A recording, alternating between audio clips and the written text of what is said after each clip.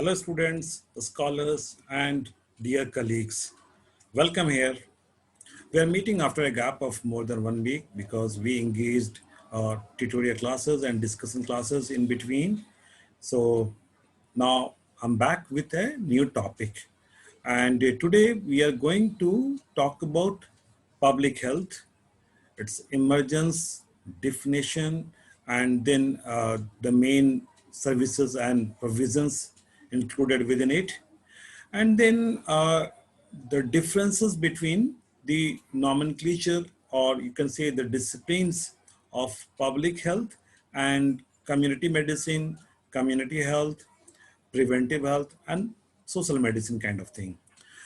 This topic is actually very challenging, and it took me, so many hours, rather days, in making the proper preparation for this, because this space is often considered as a contested space, because people having their background in biomedicine often consider community medicine, or you can say community health, as synonymous to or very close to, or at least overlapping to the discipline of public health, whereas people coming from different backgrounds, other backgrounds, especially the focus is on social sciences, and then few other interdisciplinary sciences, they consider public health as at a different level,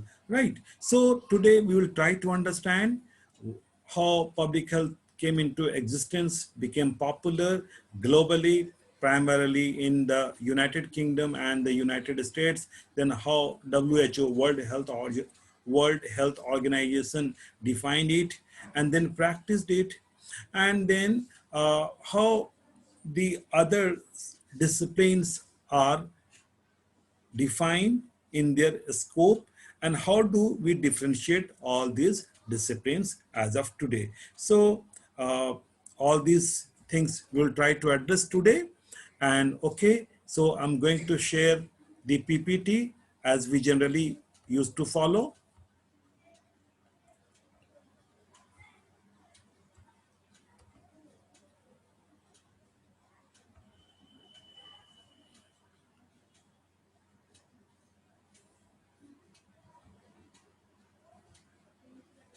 So the full topic is public health emergence, definition, provisions, and services, and then differences from community health, community medicine, and social medicine. The lecture is divided in 4 sections: understanding public health and its emergence globally, then meaning and definition in contemporary context, then main provisions, and the differences with the other allied sciences.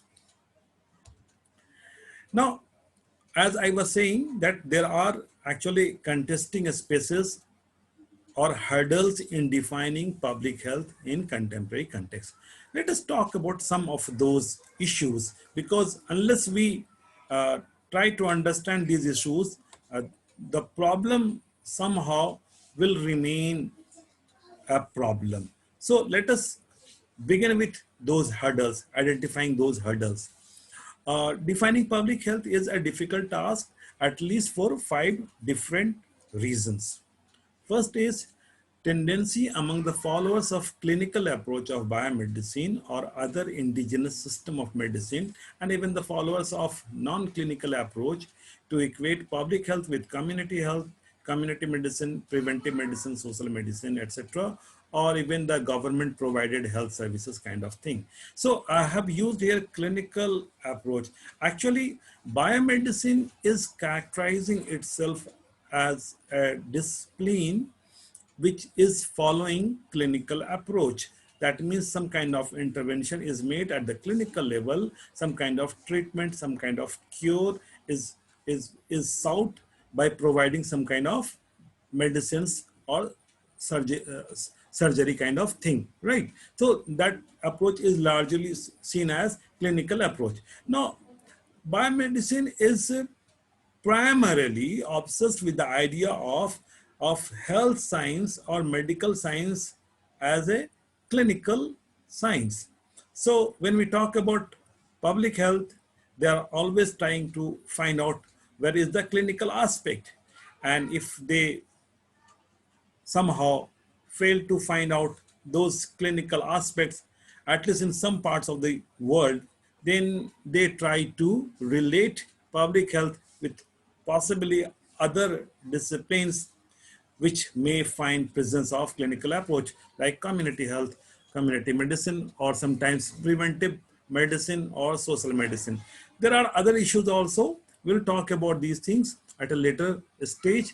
And then some of the non-clinical followers are also having that kind of problem. That means what I'm talking about is this, that defining the scope of public health is a serious and contesting issue in contemporary context.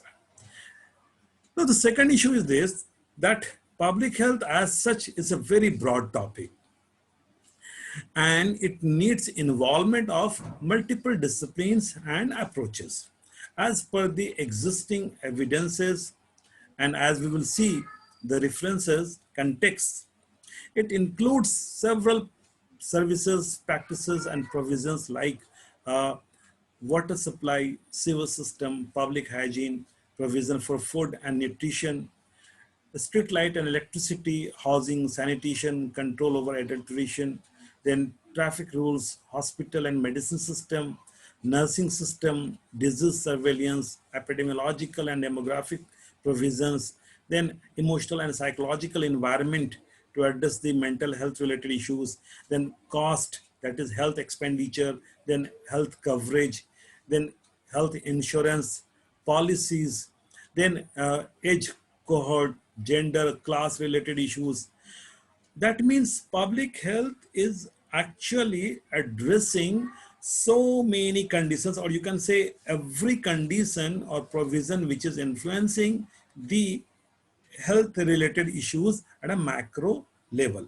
But the problem is this, that many of these issues that I have just mentioned are actually not very visible in several countries. So in those countries where these provisions or services are not visible, they are unable to relate these things with the notion of public health, and that is why some kind of confusion is coming into existence, and they ultimately get reduced to relating public health with the clinical approach, which is certainly very visible. Then there are other problems also: lack of preparedness of experts and authors coming from biomedical science to acknowledge and appreciate the contribution of sciences other than the biomedical sciences. I've read few textbooks, and they often consider, or they often treat public health as a synonymous to community medicine or community health or preventive medicine. Now, at some level, there is a kind of mindset to not to acknowledge the kind of contribution which is coming from the other allied sciences. Now, this is not written anywhere, but if we go through all those things third way, we can understand those things. At least we can recognize those trends. I've talked about those things in this lecture itself. And basically, public health finds presence of multiple disciplines, as I've been saying, and experts.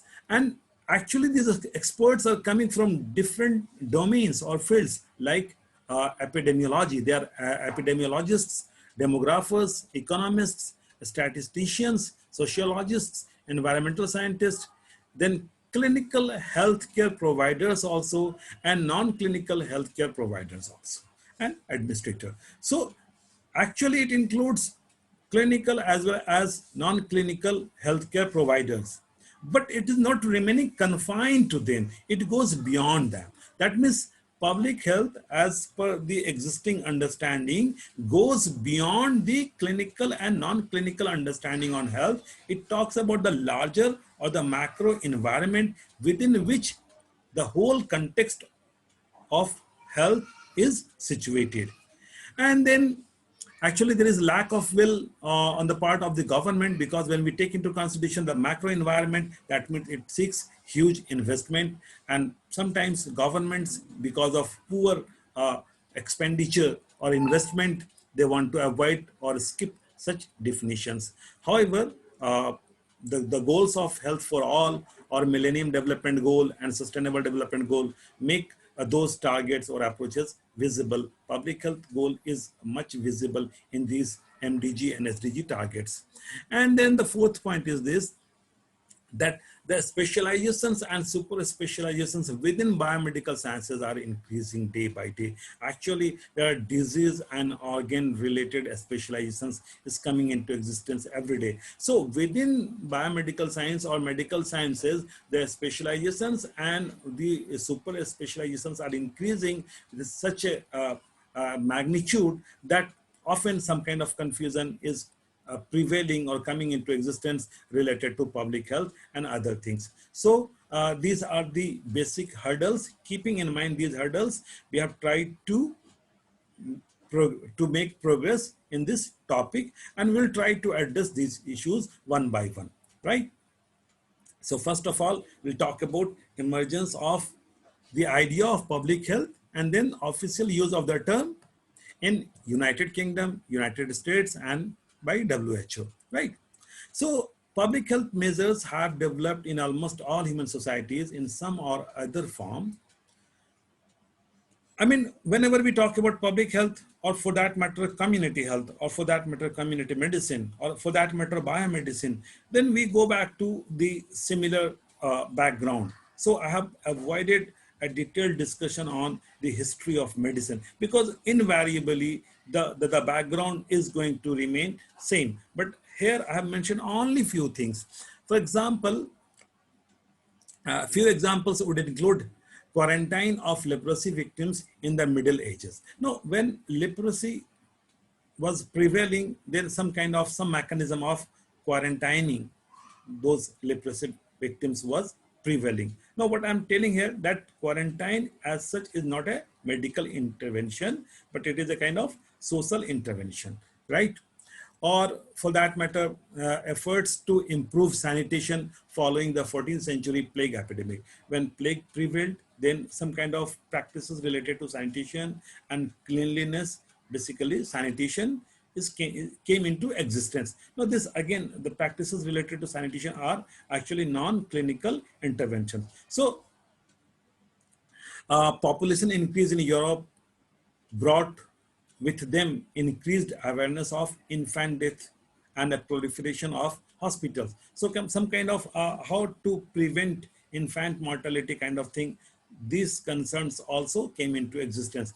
That means what we are saying here is this, that before 18th century, there were events, there were things, there were situations which were certainly related to health and disease, but the interventions which were suggested were not clinical suggestions, rather those were somehow related to controlling or influencing the environment.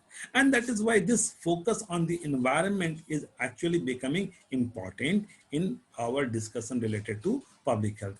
These developments in turn led to establishment of modern public health agencies and organizations designated to control disease within communities and to oversee the availability and distribution of medicine within the larger macro environment. Now, here we should say that when we are talking about the larger macro environment level intervention, we are not saying that this kind of intervention is actually ignoring the clinical interventions. Of course, we are also talking about the clinical interventions, but the point is that we are not keeping ourselves confined to those clinical interventions, right? We are not confined to. So let us talk about growth of public health in the United Kingdom. The United Kingdom's Public Health Act of 1848. Now, this is to the best of my knowledge and understanding, this is the first government act on public health. So this is actually, the term public health is becoming very visible here when this act was passed. The United Kingdom's Public Health Act of 1848 established a special public health ministry for England and Wales. The 1848 Public Health Act was very first law on public health to be passed in the United Kingdom. It established a central board of health whose job it was to improve sanitation and living standards in towns and populous areas in England and Wales. The point is this, that an act was passed, some law came into existence which talked about public health, and then some of the provisions were there.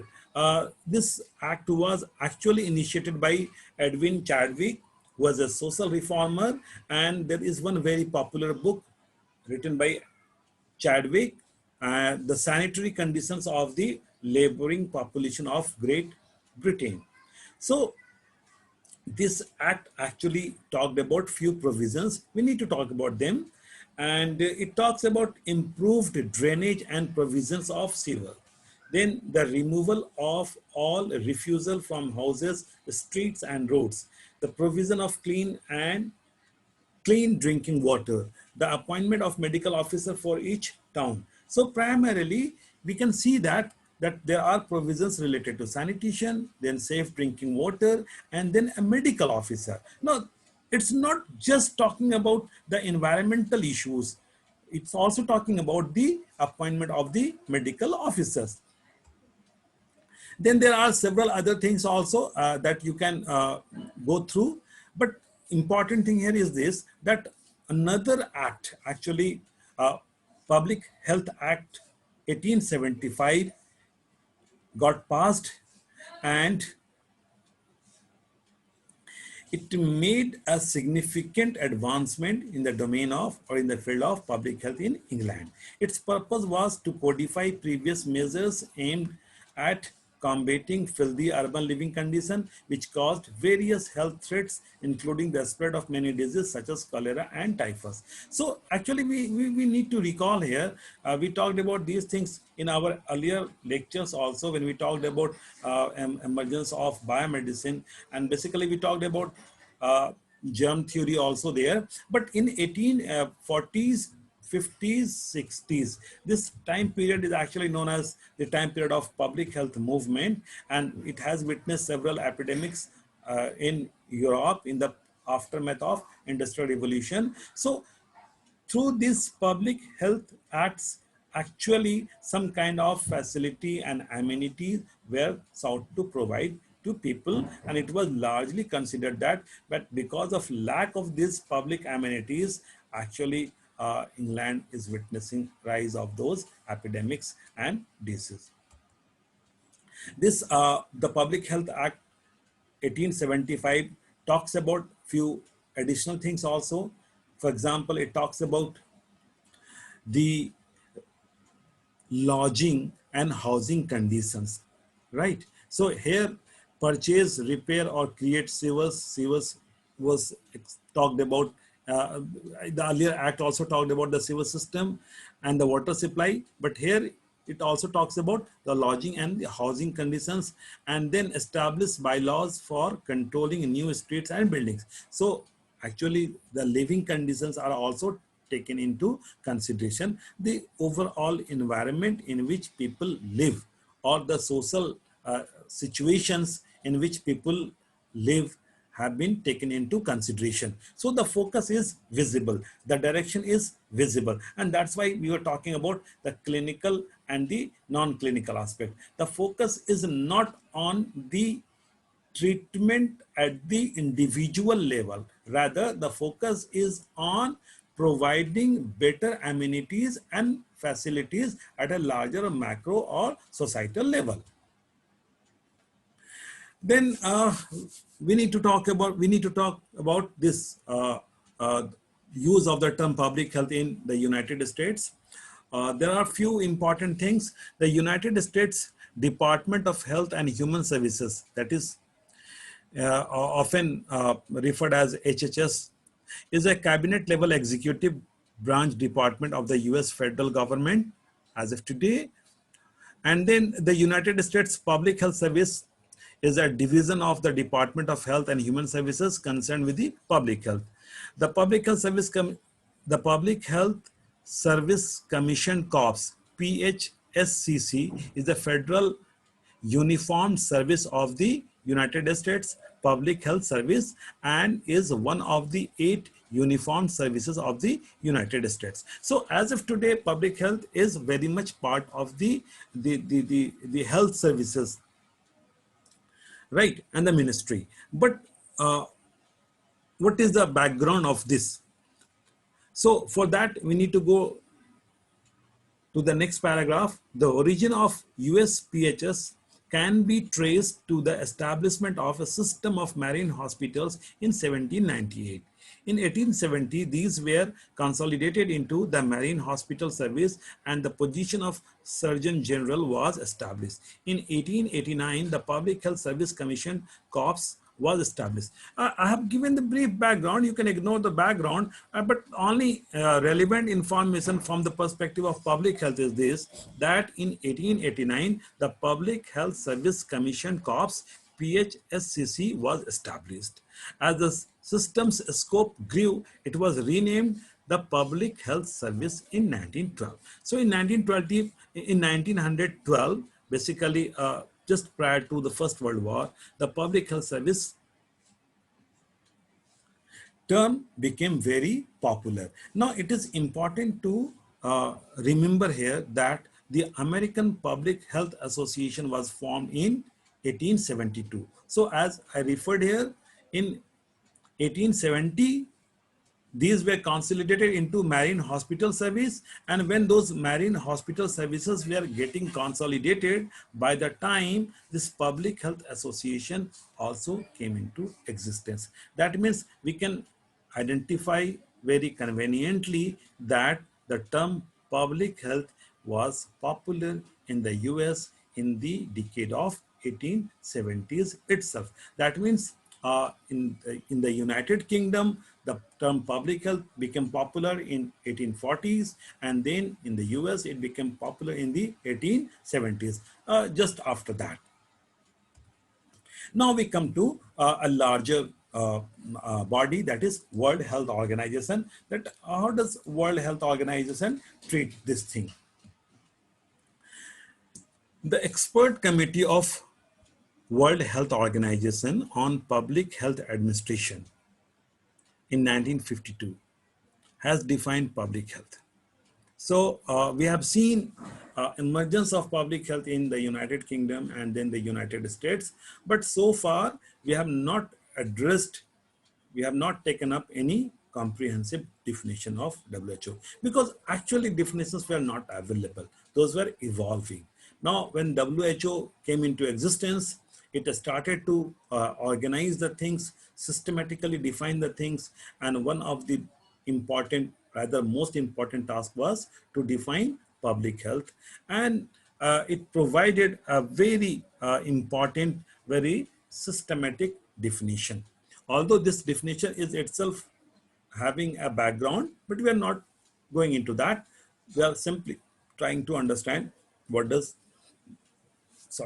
what does WHO talk about this.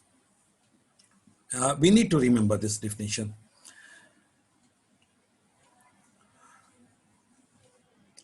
The expert committee of WHO on public health administration has defined public health as the science and art of,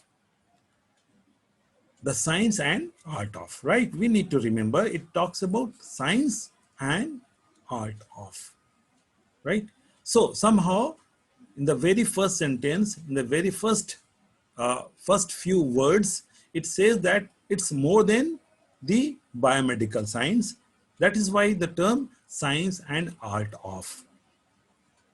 Science and art of preventing disease, prolonging life, and promoting mental and physical health and efficiency through organized community efforts. Now, see, it is very well written that all these things will take place through organized community efforts for the sanitation of the environment, the control of communicable infection, the education of individuals' personal hygiene, the organization of medical and nursing services for early diagnosis and preventive treatment of disease, the development of the social machinery to ensure to every individual a standard of living adequate for the maintenance of health, and so organizing these benefits as to enable every citizen to realize his birthright of health and longevity. This is a fairly long definition and actually full of very important and relevant terms we need to understand. Actually, we can say that this definition in itself is providing, I think the entire history, the entire past and present and future of public health. So let me very briefly highlight some of the important points. I've already highlighted all important components in different colors. So first thing is this, that this is science and art of, then what? Then preventing disease, prolonging life, promoting mental and physical health and efficiency. Then how?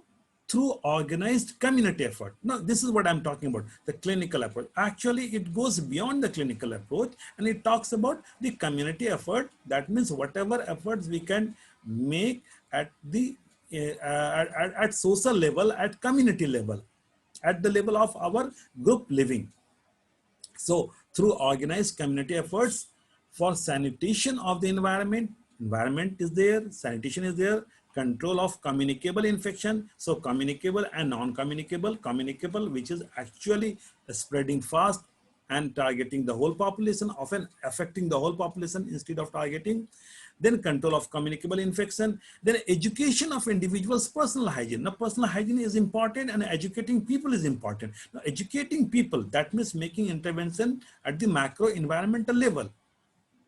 Personal hygiene, the organization of medical and nursing services. Now, it categorically talks about organization of the medical and nursing services. So, medical services means here all the clinical issues are addressed by making use of the term organization of medical and nursing services, and organizing them for what? For early diagnosis and preventive treatment of disease. So the preventive medicine is also included here, the development of social machinery to ensure to every individual a standard of living. Now it talks about quality of life, so standard of living, educate for the maintenance of health, and so organizing these benefits as to enable every citizen to realize his birthright of health and longevity. And finally, the ultimate purpose of all these interventions to ensure the birthright of health and longevity. So this is a very comprehensive definition given by WHO. Few other things I have mentioned here. WHO always focus on very comprehensive approach. Its definition of health includes multiple dimensions like physical, mental, social, spiritual, and also dimensions related to occupation, etc. We have already talked about these things. If you have not seen those things, then you can refer to my first lecture, Understanding Health. Basically, it talks about these things. Then the Alma Ata Declaration 1978 talked about health for all. And actually, when we started talking about health for all, only then the focus or the public focus on health issues actually became very important. And then we can say in contemporary context, the Millennium Development Goals of 2000 or the SDG, that is the Sustainable Development Goals of 2015, which certainly target up to the time period of next 15 years, that is from 15 to 30. These goals are addressing the issues related to health in a comprehensive way and in the line of argument of the approach that is visible here in the definition given by WHO, a comprehensive, holistic public health approach. So this is how WHO has defined public health, and we can say that the perspectives which emerged in the United Kingdom and then got established and stabilized in the United Kingdom got actually settled when WHO has defined public health in this fashion.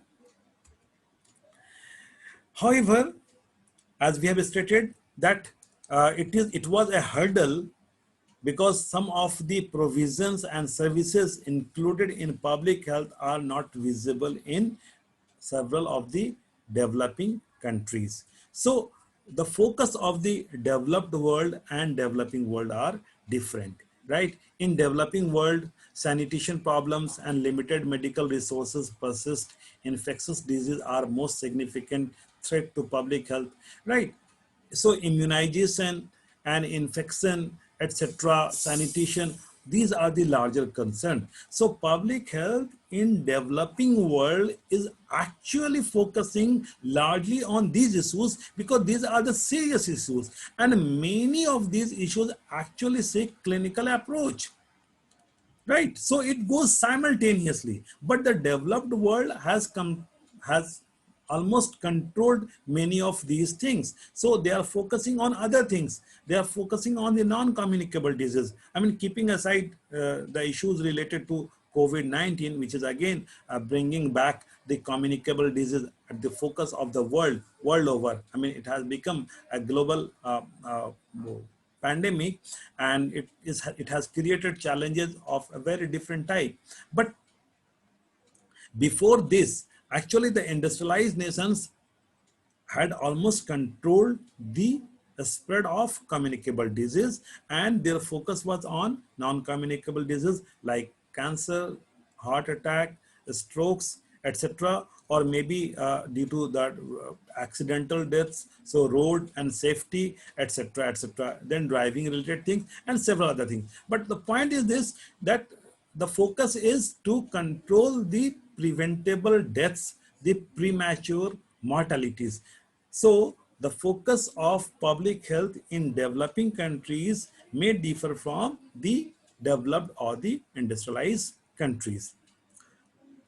And in a larger context, and because of this COVID-19 and several other diseases which come into existence at different points of time, we have seen in the 80s the emergence of AIDS, that is acquired immunodeficiency syndrome.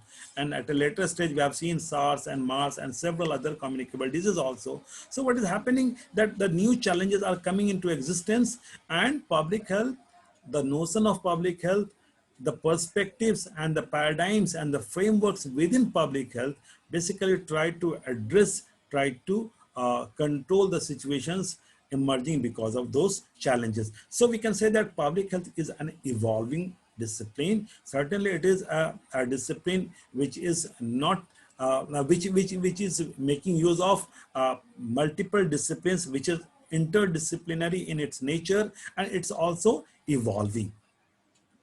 New challenges in fields such as industrial health, nutrition, environmental pollution, accidents, insurance, health education and behavior change, health service research, social epidemiology, etiology, and healthcare administration. These are always coming to the forefront. Now, one very important issue is related to the cost of healthcare, health expenditure, then universal health coverage kind of thing. So all these issues are actually coming into the focus, and that is why we need to talk about public health, because we need to take into consideration the larger macro environment within which all these issues are somehow emerging or basically getting embedded with each other.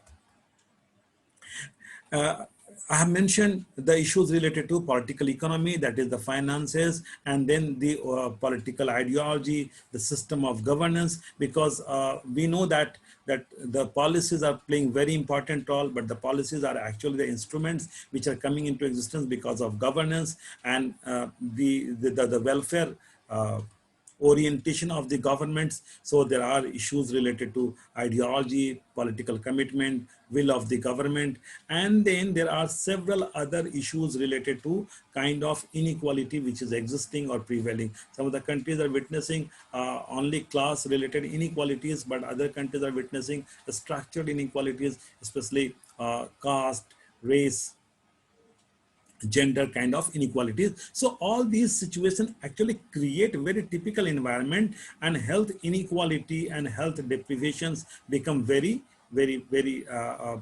visible and obvious. And if we focus on the Alma Ata Declaration, that is health for all by 2000, or if we talk about the health targets of the Millennium Development Goal or Sustainable Development Goal. So here we are talking about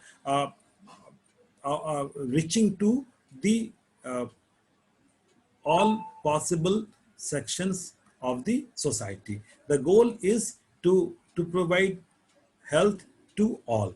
And when we look at the things from this perspective, health for all perspective, then we need to identify all those possible hurdles which are coming on the way of that, and public health approach is actually trying to identify all those problems. So we have tried to understand public health in this larger context. And then, as we stated earlier, that very often some kind of confusion prevail, and we need to talk about the differences in the approach of public health and some of the other sciences, biomedical sciences, or clinical or allied sciences. And I'm not left with much time. I'll try to summarize. Community health, basically McKenzie, Panger, and Kottke have defined community health, and according to them, community health refers to health status of a defined group of people and the actions and conditions, both private and public, to promote, protect, and preserve their health. So community health, when they talk about the health conditions of a defined group of people, they think that this is community health. Fine. But they also define public health. Now, actually, this is creating the problem. According to these authors, public health refers to the health status of a defined group of people and the governmental actions and conditions to promote, protect, and preserve their health. That means, according to McKenzie, Panger, and Kottke, that part of community health which is actually addressing the things from the perspective of the government can be defined as public health, which is not a comprehensive view on public health. So because of their a larger obsession with the idea of community health, they give a narrower perspective to public health. But basically, this is not the reflection of the spirit that is coming out or emanating from the WHO definition. So we consider that the community health is different, and it will become different if we take up the other definitions also. Community health assesses the health requirements of a whole community and makes provisions to meet its health needs. I won't go beyond this. Actually, according to Mishra, when we talk about health of a community, that means a specific defined boundaries, people living in a specific area, or maybe in a specific age group, or maybe related to a specific identity, then this can be identified as community health.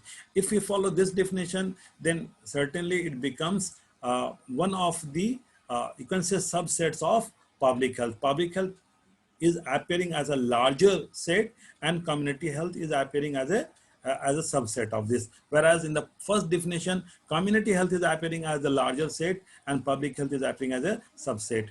And then the Euro Symposium in 1966 defined community health as including all personal and environmental services in any human community, irrespective of such services were public or private. So this is the third definition. According to this symposium, it is not related to government or private, public or private. Rather, it talks about all kind of intervention, whether this is government or this is private, but which is addressing the things at this level, personal and environmental level.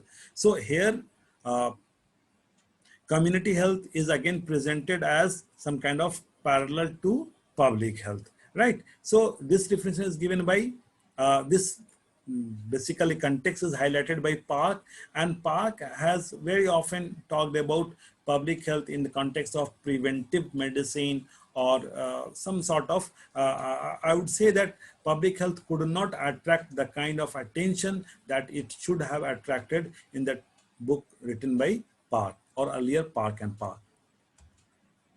Then social medicine, in the 19th century, social medicine emerged as a movement to investigate medical problem in the light of social science. So social, basically as it is stated here, and Cockerham and Ritchie have mentioned, and Cockerham is actually, they are sociologists. So they have stated that in the 19th century, social medicine emerged as a movement to investigate medical problem in the light of social sciences. So when we examine the medical problem in the light of the social sciences, then this is social medicine. But even this perspective actually got changed at a later stage. And I can say, if we see this highlighted in red, the idea of social medicine is spread throughout Europe and England after First World War. The Industrial Revolution and the subsequent increase in poverty and disease among workers raised concerns about the effect of social process on health of the poor. So I mean, the community level interventions and the engagement with the social sciences because of issues related to poverty have emerged there.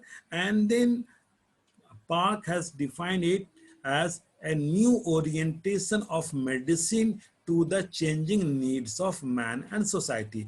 That means for Park, social medicine is primarily located or focused in the discipline of medicine, but it gives a new orientation towards the society.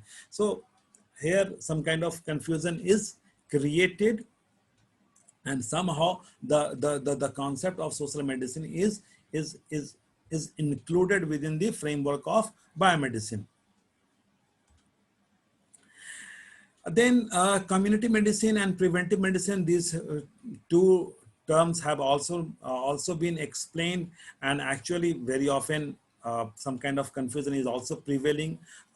Community medicine is largely seen different from individual or family level medicine, which are largely clinical in their approach. However, if we try to understand community medicine, then this paragraph can help us in understanding.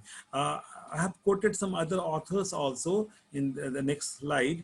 Actually, if you want to understand community medicine, then we need to understand the level of organization. Actually, medicine is provided to people maybe at the level of the individuals and family, or at the level of the community and society. So the clinical approach primarily provides services at the level of the individual and the family, but at the community level there are several other interventions are made, right, which are not necessarily actually clinical interventions. So community medicine talks about those interventions which are made not at the level of the individual or family, rather at the level of the community. So we can understand community medicine in this framework, but the interventions are largely related to the biomedical sciences. For example, vaccination. Now, vaccination is something which is not taking place at the level of the individual, but which is taking place at the level of the community, right? I mean, we cannot provide vaccines to one person or two persons only, and it will not become successful. We need to provide vaccines to the whole community. So when we have this community approach and we follow the principles of biomedicine, then this is what is coming into existence is a kind of community medicine. And sometimes some of these provisions are also considered as preventive medicine. So preventive medicine and community medicine, I'm not saying that these are the same thing, but they are somehow overlapping. They are somehow overlapping. Preventive medicine is again a kind of clinical kind of thing, right? But for malaria, basically for prevention of malaria, no clinical effort is required for prevention from malaria. Rather, some kind of we need to kill all those agents which spread the pathogens related to causation of malaria from the local environment. Or for that matter, if we talk about how to prevent anemia, then we need to provide basically all those necessary vitamins and minerals through food and all those things. So not all interventions are necessarily operating at the level of the medicines. So this is how we can understand community medicine and preventive medicine. But our point is simple here, that all these are playing important role, but public health is operating at a larger level, and this is a kind of umbrella kind of thing, and it includes several things. So I would like to summarize the whole discussion by quoting K.K. Datta. Now, K.K. Datta uh, in his presidential address has summarized public health by acknowledging the contribution of those multiple disciplines. Many different disciplines contributed to the growth of public health. Physicians diagnosed disease, sanitary engineers built water and sewage system, epidemiologists traced the source of disease outbreak and their mode of transmission, vital statisticians provided quantitative measures of births and deaths. Lawyers wrote sanitary codes and regulations. Public health nurses provided care and advice to the sick in their home. Sanitary inspectors visited factories and markets to enforce compliance with public health ordinances, and administrators tried to organize everyone within the limits of health department's budget.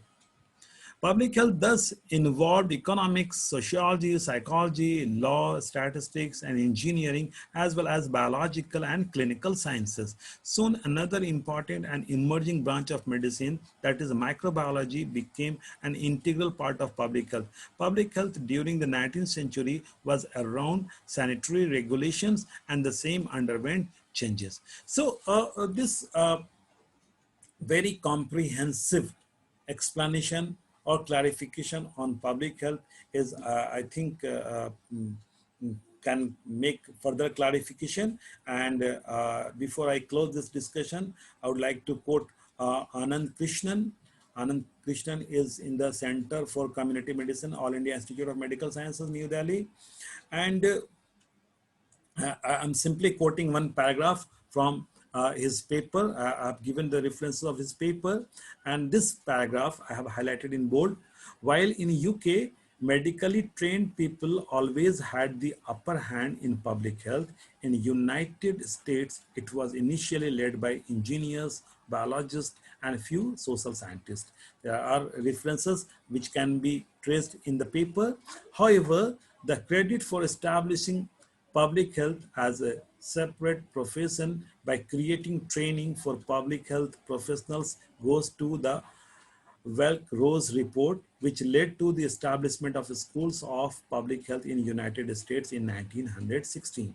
This report clearly distinguished between public health professional, maintenance of health. So public health professionals are responsible for maintenance of the health at the larger level, and clinical medicine were responsible for cure of the disease. This distinction between public health and clinical service and their organization has, in my opinion, facilitated a broader and a stronger development of public health in United States. So this is a very important, I think, a summary provided very recently, 2016. And with this quotation, we can close this discussion. I've already taken plenty of time, and basically we'll talk about public health in India in our next lecture. So thank you very much for being with me. And if you have not watched my previous lectures, then please do watch them, because they may find very important things there. Thank you very much. Thank you for being with me.